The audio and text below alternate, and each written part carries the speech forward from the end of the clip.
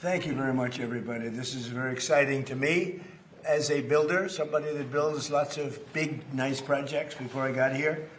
And we're doing some of the best in the world right now. This is all about the Dulles Airport remodeling. It's considered one of the worst airports anywhere in the world. We're going to make it maybe the best with some hard work and some good thought process.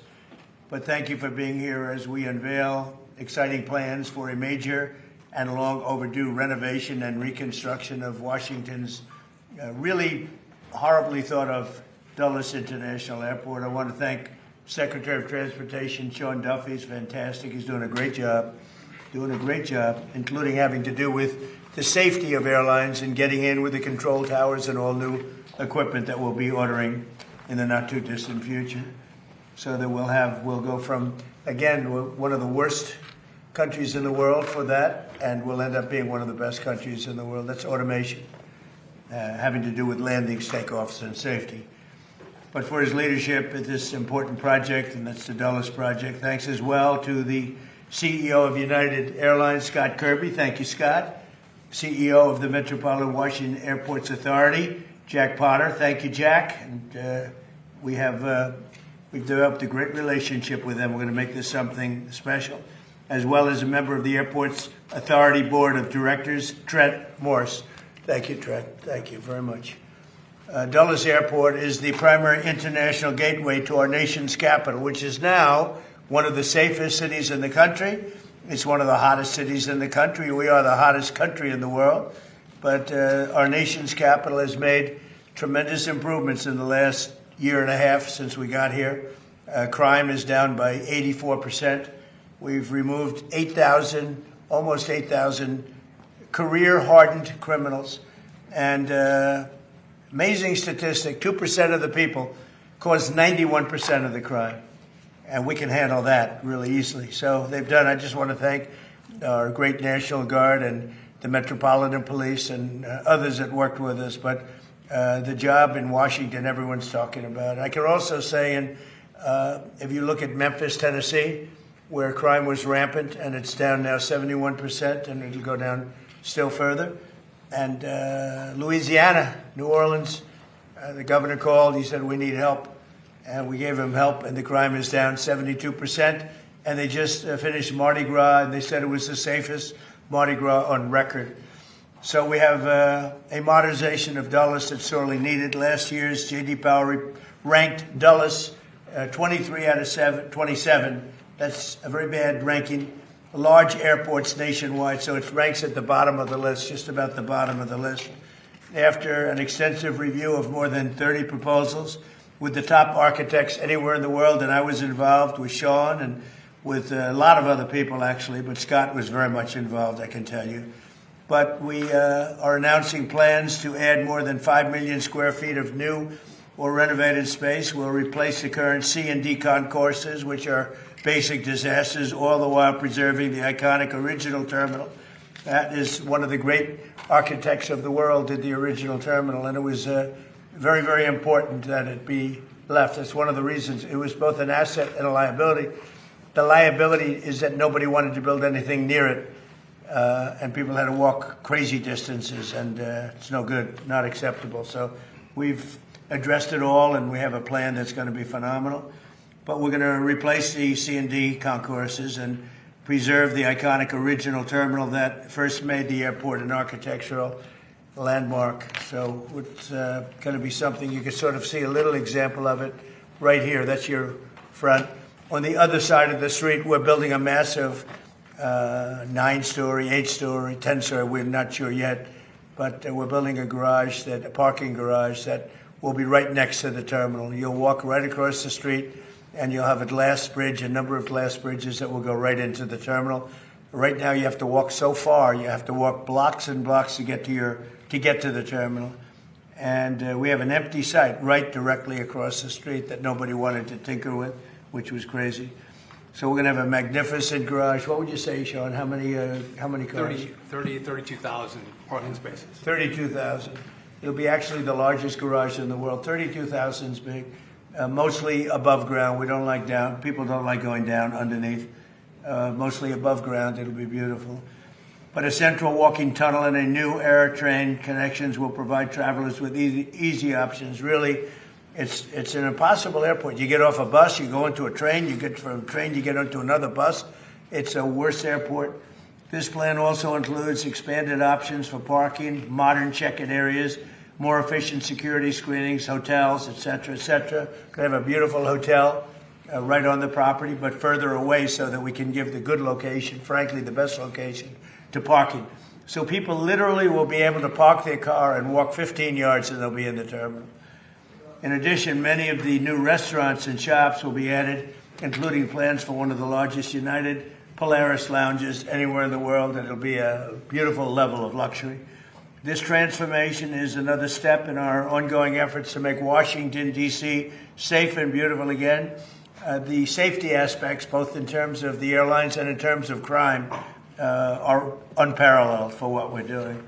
For years, the United States has watched other major cities around the globe welcome travelers with grand and modern airports, yet the last major airport built in the United States was Denver in 1995, and it hasn't gotten very great reviews.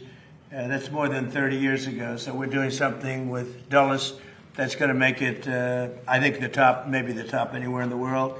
And by the way, Palm Beach is going to be one of the top too. Palm Beach is going to be incredible what the plans are. The people, Joe, and all the people working in Palm Beach that have done such an incredible job. That's going to be an unbelievable airport very shortly.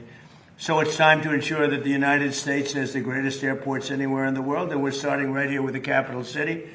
And you can see just before Sean goes up, if you take a look, this is only showing the terminal in one rung, but you have numerous of them. You have here, here, here, and you have a spine coming. Here's your main entrance. You have a spine coming right through the building into these massive ports. Now, the planes won't have to be bothered because we drop down a little bit and our walkway is underneath. We have walking systems that go very quickly, or you can walk because it's very close. But this is it. So you enter here. You have a parking garage, which will be built right here. This whole thing is parking garage. Probably 32,000 cars. That'll be a world record. And very convenient. And then you'll have glass tunnels that go into the airport right from here. So you'll be one story above. This road stays, beautified and stays. We keep this. This is your landmark. This is all new. This is your first tunnel, and then you drop down from there on. And so that when you have the planes, we'll be able to go right across without having to go back, make turns or anything else. It's going to be amazing. It'll be one of the largest airports anywhere in the world, and I think it'll be actually one of the most efficient and the best. So I'd like to ask Secretary Duffy to say a few words, and then Jack Potter, and I'd like to welcome a very great gentleman to our midst, Jensen Wong, who's here someplace, and he's, if we can do with an airport like he does with chips, it'll be the greatest airport anywhere in the world. He looks at this problem as being a very simple, problem to solve because his chips are a little bit more complicated. But it's important that he's able to travel nicely along with everybody else. And right now, this is not a very good airport. We're going to make it a great airport. Sean, please. Thank you, Mr. President. So, to your point, the President has worked incredibly hard to make D.C. safe and beautiful. I think this is the cherry on the top, Mr. President. This is the gateway to the world from our nation's capital. And any of you who've traveled through Dulles, it is dark, it is dated, a little dank maybe. It's not a great airport. And so we had multiple architects come in and present to the President. And we are blessed that not only does he give us time to really important matters, but he gave his building skill to take the best of all the designs and come up with this concept. So just if I could quickly point out, we keep the Saarinen building, so that's going to be the foyer, a whole new head house. We are going to get rid of the people movers, Mr. President. So if you don't know what these are like elevated buses. It's kind of like, it looks like it's from Star Wars, if you will. And they're slow and people are angry about them. We are going to get rid of those. We are going to have a horseshoe train system throughout the airport. And as you mentioned, right down the spine of the airport is going to be a walkway. So easy access to all of your gates, fast movement. And what I like the president, he was like, listen, we have to have great parking. So when you pull up to the airport, you have easy access to the concourses, to the terminal. And so I think this is one of the best designs, Mr. President, probably because you actually did it, that you'll see in the country as a whole. We've had this. This is bipartisan, Mr. President. A lot of people, whether you're Republican or Democrat, you hate the way Dulles operates. So everyone's come together, and we're building for America and building for the future. And it's your vision that made this happen. So thank you for doing this. And it's going to be, I think, it's going to be the premier airport in our country when you're done with it.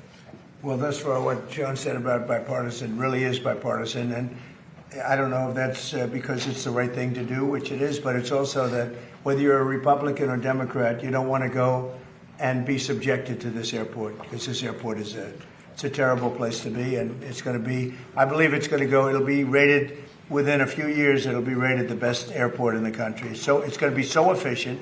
Right now, it's totally inefficient. Between the trams and the Star Wars thing that they call it, the Star Wars, and elevated buses, and nobody knows what's going on. It's a real mess. And as you know, United is subjected to it. It doesn't help United very much. He's been very much involved with what we've done, and other airlines too. And I have to say that we've had over 30 architects and 30 different designs, and we did a little cherry picking, and we spoke to a lot of people about it, and we've come up with a plan that's efficient and really beautiful, and I think it's going to give you one of the most beautiful, keeping the Saarinen. So Saarinen was one of the great architects of the world, and when he built this 30 years ago, I guess, or about that, this was considered one of the eighth wonder of the world. This was considered the greatest terminal anywhere in the country, and it is. It needs some work, it needs some fix-up, but it'll be architecturally amazing, the rounded glass and the whole thing, massive sheets of glass.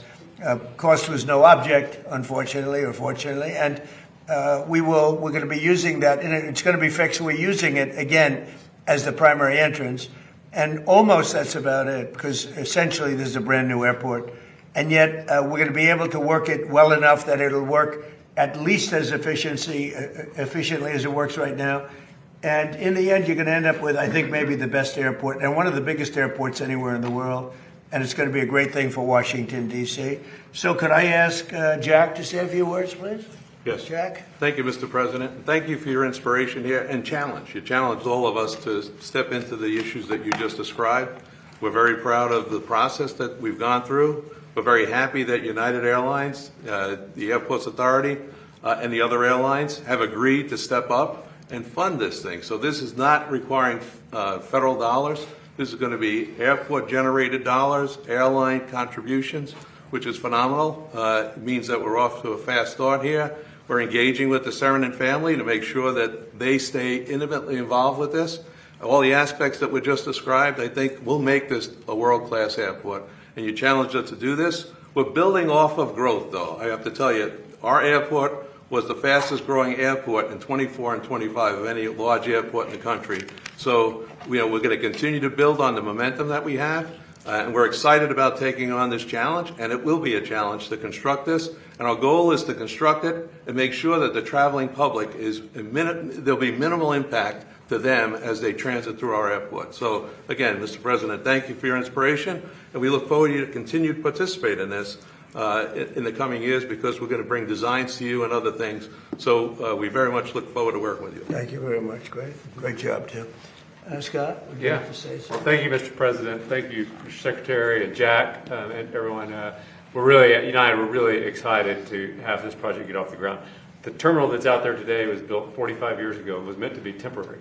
And so I've spent my whole career at United Airlines waiting for this day, and all the people of United Airlines have spent even longer waiting for the day that we could have really the best airport in the world. And this design is one that works great for the airline. The President talked about how it works great on the outside for the airline, but it's going to be a beautiful airport inside for customers. It's something that all of us at United, but really all Americans, will be able to be proud of, having an airport when people come into the capital that really represents what the United States of America stands for. So I'm proud of it as a CEO of United, but proud of it as an American as well. It's going to be a great one. Thank you. In fact, thank you for your help. And Trent, would you like to say something? Yeah, thank you, Mr. President, for your leadership on this. On behalf of the MWA board, this is something that everyone's tried to do for decades, and no one's been able to get it done. And without the president's leadership on it, we'd be back in square one. So thank you for your leadership on this project. Thank you to United and the Department of Transportation for moving this along as quickly as possible. One of the things that is interesting, they were going to build this over a 60-year period. They were going to start with a little section here, a little section there, and that wouldn't have worked. It wasn't a design like this, but it wouldn't have worked. So we're doing it all at one time. It'll all be completed, and it'll be beautiful, and it'll be something very special. Would you like to say something? Thank you, Mr. President. I really want to thank the Airport Authority and United Airlines for your partnership, the board of the Airport Authority. Your partnership is critical to make this happen. I know you had a plan to improve the airport, but as the president said, it was a long-term plan. We thought it was too modest, too slow, too modest. And with 60 years isn't too long. decades. But with the president's attention and focus on this, it's 2 accelerated, years. it's expanded, and we're actually going to realize the vision, and a much greater vision now. So it's a very exciting day for Washington, for the whole nation. Well, these people have all been fantastic, and they want to see it get done and get done properly, and it should be done as one airport, not being built in chunks, which would have been, frankly, a catastrophe, I think. So thank you very much. You have any questions? Thank you, Mr. President. Very quickly on this issue, did you just say 2 years? It would take 2 years to We finish think this? we can get it started fairly quickly. It's largely financed. And, we need some approvals from Congress probably, but generally speaking, it's been very And bipartisan. then on the attack, the drone attack on the LNG tanker off of Egypt, Yeah. what can you tell us about that? And is there any indication it's Iran-related? Does it represent Well, I'm going widening to give of you a the war? report. I've been briefed.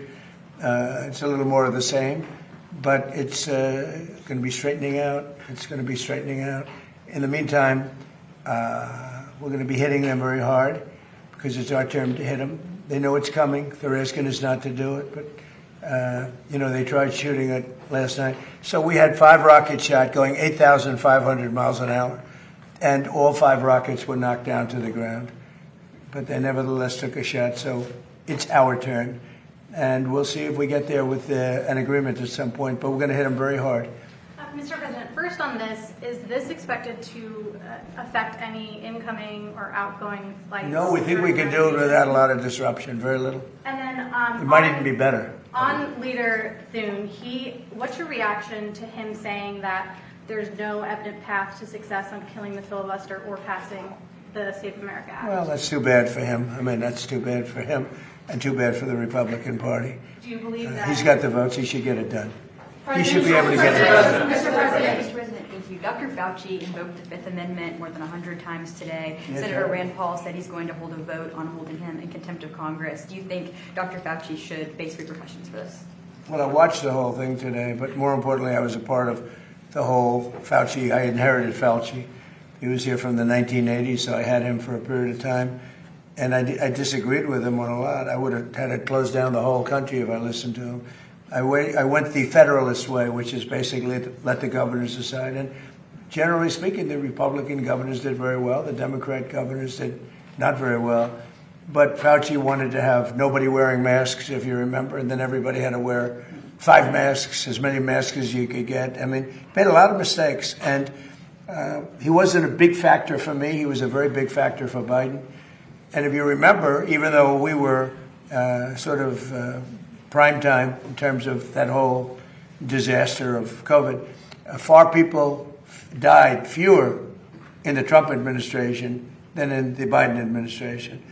We ran it well. Operation Warp Speed was talked about as being one of the great success stories anywhere in the world, actually. And we did a good job. But many more people died under Biden than died in the Trump administration from COVID. COVID was a disaster, but Fauci did not help. Mr. President, do you think that the DOJ should reopen the investigation into the auto pen, specifically pertaining to Fauci? Well, the only thing you can really think about is the auto pen, because the most powerful thing the president has, they say, is the power of pardon.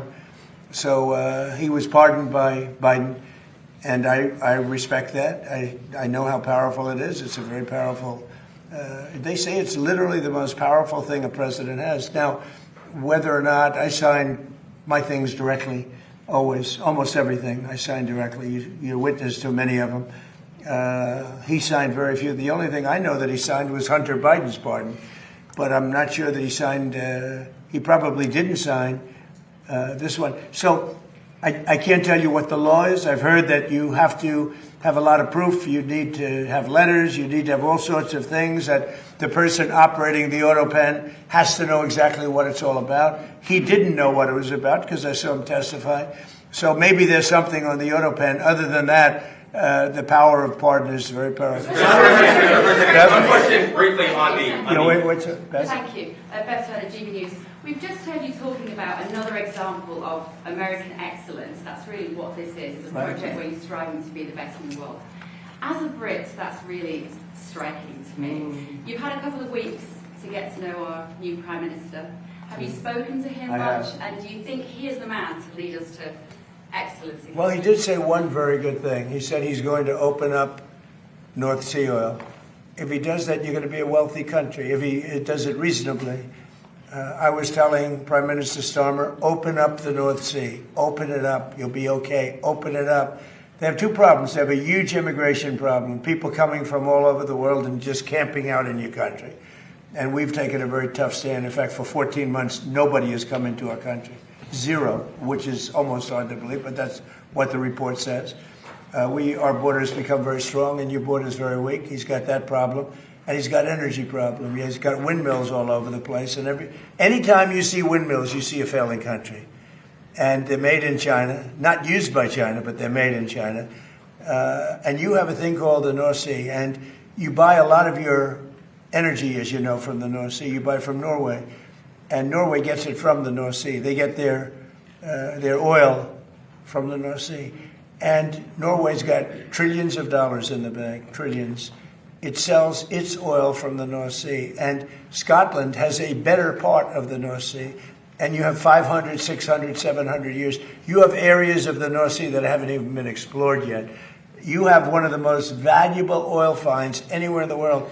And if the United Kingdom would use it, they'd be a wealthy country again. And I tell you what, I could not get Starmer to use it. It was incredible. Every oil company that I meet, and these are all big giants, every person that I know in the oil business said, please, could you open up the North Sea? Could you get them to open it? They're dying to do it.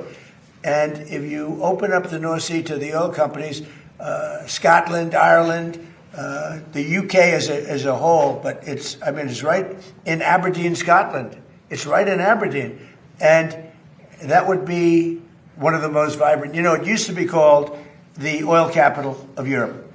Aberdeen was the capital of Europe, and now it's they don't drill oil, and nobody can understand why. You have it's among the finest oil, it's the best oil anywhere on the planet, and it's unbelievable plenty. You don't have to pay Norway triple what it costs them to take out. You have your own oil and gas. If you use the North Sea, the UK will be a really rich country. I cannot get the point across. The new gentleman, when I spoke to him, he said he's going to open up the North Sea. Let's see if that happens. The Fed today voted to keep interest rates unchanged. Are you surprised by that? Are you disappointed in any way with Kevin Warsh? No, Kevin's fantastic, but he's got a board. Fed members? Yeah, Kevin's got a board. He's fantastic. He's a brilliant guy, smart. I know he'd love to see lower interest rates, but he's got a board, and it's a political board, and they want to keep rates up. But we fight through rates. We have the strongest investment ever made in a country, of any country. It was China about 13, 14 years ago. We have far greater, 19.2, even Jensen would say that's a lot. 19, and Jensen's spending a tremendous amount of money by hundreds of billions of dollars. He happens to be in the room. He's spending more than United, actually. Well, he's spending 10 billion, but Jensen's spending hundreds of billions, right? I don't know. That's not a bad business. But no, we have 19.2 trillion. So it's the biggest number ever spent in any country by far, and that's over a period of 1 year. As an example, as you know, the Biden administration for 4 years did much less than 1 trillion. We're doing 19.2 trillion in 1 year. So We have things that are happening in our country, the likes of which nobody's ever seen. Plants and factories are moving in. Toyota just announced they're building one of the largest car plants anywhere in the world, and truck plants anywhere in the world. We are building more automobile plants now than at any time in the history of our country. Mr. President, in particular, this is just one of several projects that you have underway in the DMV. Why would you say that you're so focused on transforming the Washington region right now? Well, this is an important one. This is travel. So in terms of the importance, I think the Arc is going to be incredible. I think the protected ballroom and military center that we're building at the White House is going to be unbelievable. It's very important. But, this is the airport. This is sort of the lifeblood of a city or a capital, certainly a capital. And this will go from one of the worst, just like Washington. Washington was one of the worst places in this country, and now it's one of the best. You couldn't get into a restaurant because all the restaurants were closing or closed. They were afraid to have it open. Now you can't, if you're a restaurateur, you can't even find space to have a restaurant. The restaurants are booming. So, it's a great thrill. And by the way, if you look, Washington is clean, it's safe, people walk to work. Every day a young man or a young woman comes up and says, "Thank you, sir." I know exactly what he's talking about. They couldn't wait. They were afraid to walk to work. Now they literally walk to the White House. Washington is now a beautiful and clean. We got rid of the graffiti. 78 monuments and different things have been cleaned. They were strewn with graffiti. We had 28 fountains that not one of them worked. For years, for decades, they haven't worked. They're all up in service, and nobody's seen anything like it. We have a clean, we're changing all the grass in all the parks. That's going to be changed very shortly. The parks are, because the grass is very, grass is like human beings. Grass is a life also. And we're raking, cleaning, and changing all of the parks. We don't have people, we don't have the tents anymore. We don't have all the barbed wire up. We don't have the wire up. Washington's become a beautiful city. It's become a hot city. But, even more importantly, the United States right now is the hottest country anywhere in the world. Mr. President, just a point of clarity on the airport. No federal funding will be required. What did you mean when you said Congress may need Sean, to you want to talk about So it's going to be bonded for $22.5 billion. United is going to partake in part of the payment, but the airlines who participate in the project are going to pay for it. If I can just make one point of clarification. Yeah, please. We have some permitting we have to do, but we think in the spring, this is both Concourse A. We think we can start construction in the spring of next year. So we're trying to move at the speed of President Trump. It's never fast enough, but we're going as quickly as possible so we can give a deliverable to the American people. And the other thing Sean's doing, which I think is so important, maybe more important, I don't know if it can be more important than this, but he's working on air traffic control. We have an obsolete system. It's 50 years old. You saw the helicopter crash a year ago into a plane. That was a disaster. And things like that would never happen. Bells would have gone off in 4 or 5 minutes before it happened. You would have heard the bells and whistles would have gone off. And a thing like that couldn't have happened if you had proper air control. So what's happened is we're working very hard on getting the finest in the country now, in the world. We've examined the systems of almost every good country in terms of air traffic control all over the world. And we have the best people working on it in the world. And so often you'll see somebody even bunking into each other at an airport. But where planes come too close, where planes, in the case of the helicopter the helicopter hits the plane, we are working on air traffic control to redo the entire system, including the new towers, because the towers are obsolete. You don't think of it. You see a tower and it looks fine. You go into those towers, they're literally falling down. So we're talking about new towers and all new air traffic control, which will give us the safest anywhere in the world. Mr. President, why do you think Dr. Fauci invoked the Fifth Amendment so many times today when he has the pardon? And what was stopping him from just giving an honest testimony this morning? Well, look, I've never been a big fan of Fauci. Why he did that was very simple. His lawyer told him to. I don't know if he would have been better off not doing it. There were a lot of questions that I guess he could have answered, and some maybe he didn't feel comfortable in answering, but his lawyer told him to do that. Prime Minister Andy Burnham hasn't hasn't mentioned publicly migration at all since he's gone into number 10. Did you discuss it with him? I did, briefly. He's going to have to mention it because it's killing your country. Mr. President, Killing you. he won't talk to GB News. He's killing your country. He won't talk to him. And not him. I mean, we'll have to see. I know Starmer did very little about it. And they're coming from all over the world. They're coming from Africa. They're coming from South America. They're coming from different parts of Asia. And they're invading Europe. I mean, they're invading Europe. It's an invasion. And the UK is a prime suspect. Mr. President, on Todd Blanche, Senator John Cornyn of Texas has been hesitant to back the confirmation. Seems to be some sort of deal that he's talking about. What is your reaction to his hesitancy? Well, all I can say is Todd Blanche is outstanding. And I thought it was pretty routine because he's so good. You just wouldn't find a better person.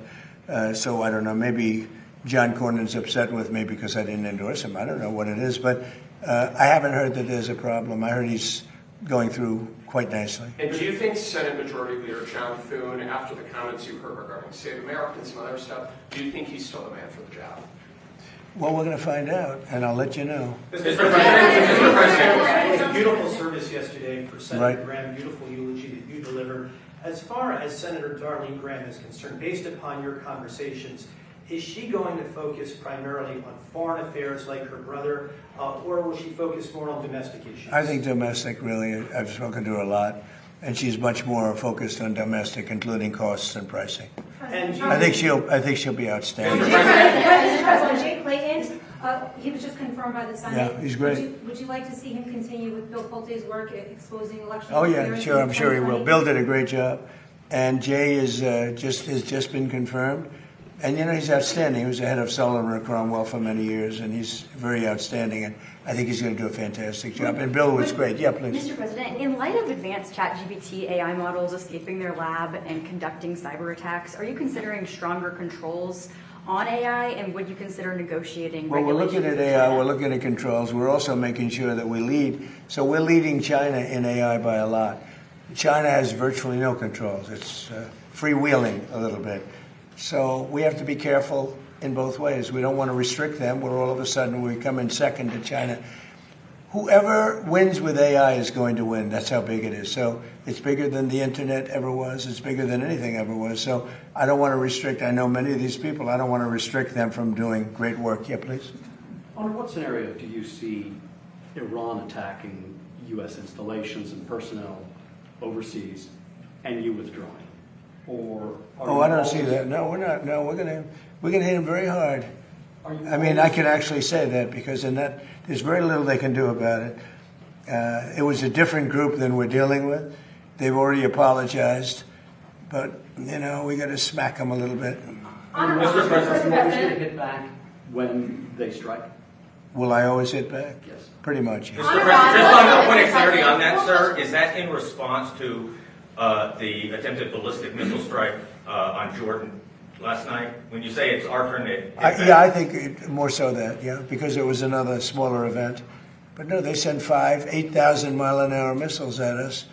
And fortunately, we had our people operating the greatest equipment in the world, namely the Patriot system. Think of it, 5 missiles going 8,600 miles an hour, big ones, coming right at us, and all 5 were shot down. How about that, right? Pretty good. Nobody else could do that but us, yeah. Can I ask, how was your meeting with President Volodymyr Zelensky yesterday? It was good. Did you see a time scale? No, it was good. Look, he's out doing his thing. I'd like him to end the war. So it's very simple. I get along with both. I get along with President Putin. I get along with President Zelensky. Like I told him, I wanted to end the war, get the war ended. Thousands of people, 25,000 people died last month. That's standard. And it's not acceptable. So I said, just end the war. Mr. President, on the war, do you want the House to come back before August 31st to act on the Russia and Iran sanctions bill after it Well, if passes it's the Senate? necessary. I mean, it shouldn't be necessary, to be honest. But if it's necessary, I'd like to. Are you talking about the Lindsey Graham? Yeah. So I'd like them to add Iran as tariffs, not just as sanctions. I think it's important. That's what Lindsey wanted, because I heard that they have tariffs on Russia, but not on those 5 countries with having to do with Iran. I'd like to see tariffs on Iran. It would make it much stronger. So perhaps you're very good at this. You can maybe tell them. I think they should put in for Russia, but I think they should put in for Iran. And that's really what Lindsay wanted. Yep. And on Iran, one more, sir, sorry. And good job at the dinner the other night. Thank you. Did a great job. Thank you, appreciate that. President Xi told you that China would not give or sell Iran any weapons. And there's a new report that Iran's about to get 400 rocket launchers from China going through Pakistan to Iran. Well, that would be surprising. I mean, things like that happen, but that would be surprising. He told me very strongly he wouldn't partake, and he knows I'd be quite disappointed. Yeah, please. Mr. President, And he's coming here, I think, on September 24th. Yes. two questions. First, we're coming up on the 25th anniversary of 9/11, and a good number of 9/11 families have called on New York Mayor Zohar Mamdani to not attend a number of these memorial services. What are your thoughts on that? Well, I think they're having a hard time with Mamdani. The people having to do with anybody having to do with 9/11 right now, on the victim side, and there are a lot of them, they're very unhappy with what's going on in New York, and they're very unhappy with the mayor. I understand that. Yeah, please. Thank you, Mr. President. Senate Republicans are underway in negotiating the budget. Would you sign a CR without the Save America Act tax? Is that something you want to see? I'll have to look at it, but they should get to Save America. How simple can it be? Voter identification, proof of citizenship. I mean, now you have to understand the Democrats. Not one Democrat will sign because they want to cheat. There's no way they can get elected if they don't. If that happens. But we should have unanimous Republican support. And if we don't, people should look at those Republicans. But think of it. Who would not sign voter identification with photo? And who would not sign proof of citizenship? Only people that want to cheat. Thank you very much, everybody. Thank you. Thank you very much. Thank you, everybody.